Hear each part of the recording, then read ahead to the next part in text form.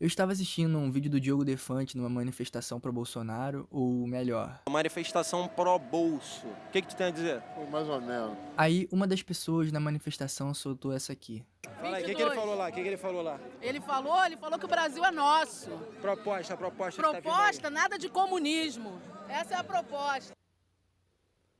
Estamos a alguns dias do segundo turno da eleição para presidente 2022 e a mulher mandou essa, cara. Sério, ela mandou. Proposta, nada de comunismo. Essa é a proposta. Bom, agora que a introdução já foi feita, tá na hora da gente viajar. Vamos até 1984, quando foi lançado um filme brasileiro chamado Cabra Marcado para Morrer. Ótimo nome, inclusive, para um filme brasileiro que fala sobre o Brasil. Esse filme foi feito por Eduardo Coutinho, um dos maiores cineastas e documentaristas do Brasil. Dando uma resumida bem grande sobre o filme aqui para vocês, o filme é um documentário sobre a gravação de um outro filme que falava sobre exploração do trabalhador e revolução que acaba com o assassinato do suposto líder dessa revolução a mando dos latifundiários. Palavra essa que você com certeza já ouviu na sua aula de história. O filme original ele estava sendo gravado em 1964, e aí no meio da gravação do filme acabou estourando a ditadura e o filme não rolou mais. Você já deve imaginar o porquê, né? Qual o motivo que o filme não aconteceu. Mas aí o doc se passa 17 anos depois da filmagem ser interrompida por conta da ditadura. Aí ele vai contar a história do que aconteceu com aquela galera que estava envolvida na produção do filme, já que essa história do filme era baseada em fatos reais e utilizava pessoas que vivenciaram de verdade aquilo que tinha acontecido. Como, por exemplo, a Elizabeth Teixeira, que interpreta ela mesma no filme original de 64. Ela é a verdadeira esposa do homem que foi assassinado a mando dos latifundiários. O nome desse homem era João Pedro. E o filme original que eles estavam filmando em 64, ele era o protagonista. Era sobre ele, era sobre tudo isso que estava acontecendo. Né? Ele era o tal líder dessa tal revolução que estava acontecendo na época e que os latifundiários queriam parar. E aí mataram o símbolo da revolução, que era ele, o cabeça de tudo. Todo estraçalhado de bala. Era uma coisa bárbara. Coisa triste. Onde ainda se encontrava ainda o ouvido cheio de terra. E o sangue era aí no chão largo.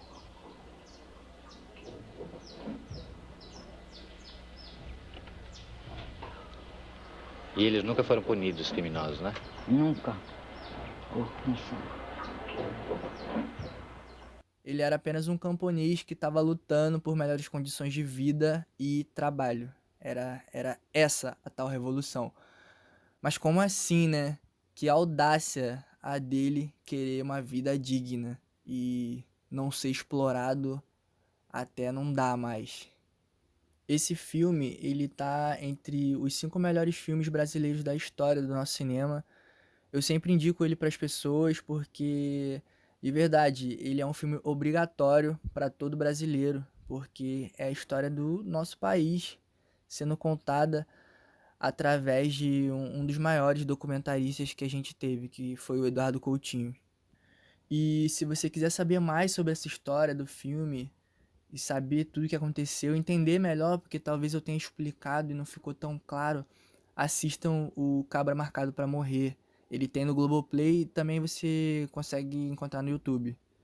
O filme, ele saiu em 84, mas ele conta uma história que começa na década de 60 e vai até 80 para ser concluído. Mas ele consegue conversar muito bem com a gente hoje, em 2022. Um filme sobre o Brasil, dos brasileiros de verdade, sobre abandono do seu povo, exploração, sobre luta por condições melhores, e também fala bastante sobre a ditadura, que hoje em dia tem até gente que fala que nunca existiu. O filme ele é bem direto nessa questão de falar sobre a relação de poder de alguém sobre comandar outra pessoa. Mas só você assistindo para você ter uma ideia concreta do que eu estou tentando dizer aqui.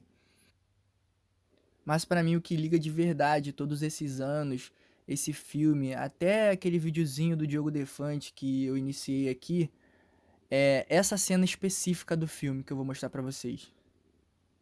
Essas coisas eu deixei os meninos no filme. Aí guardei todos dois. O capitão do exército pelejou para levar isso aqui. Porque tem uma história da guerra mundial, da Rússia, sei o quê. Ele pelejou para ficar. Eu disse, não senhor, esse livro é meu. Ele disse, não é seu. Esse livro é dos cubanos, rapaz. Eu disse, não senhor, esse livro é meu. Quem era os cubanos? Era vocês, ele culpando vocês. Achando que a gente era Sim, cubano. pensava que vocês eram os cubanos barbudos que estavam fazendo uma filmagem aqui, né? Lá naquela época, em 64. Então ele disse, não senhor, aqui não tem nada cubano, não tem comunista, tá ouvindo?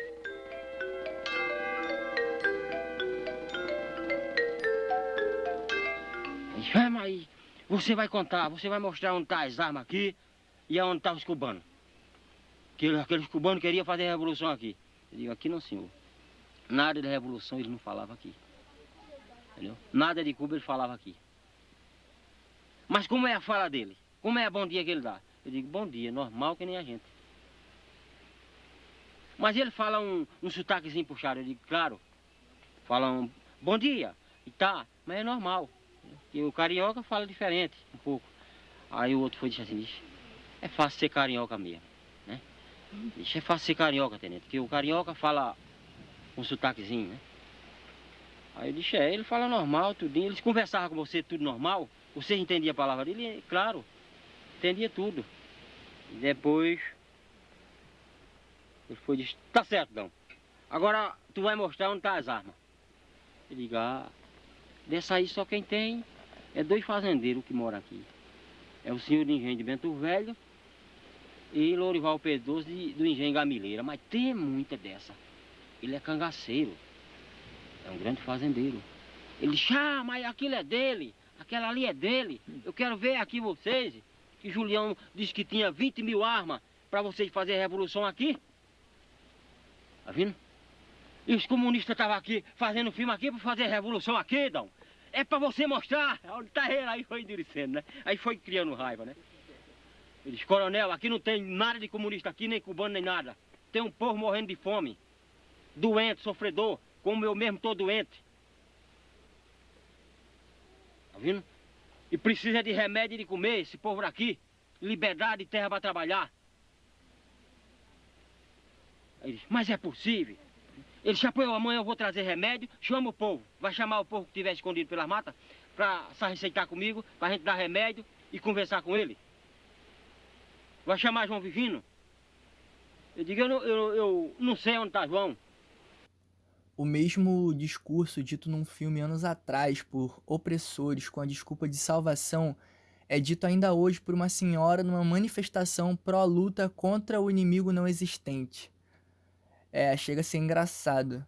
Mas, como diria o Freud, o comunismo já morreu faz tempo, no cimento da casa da Frida.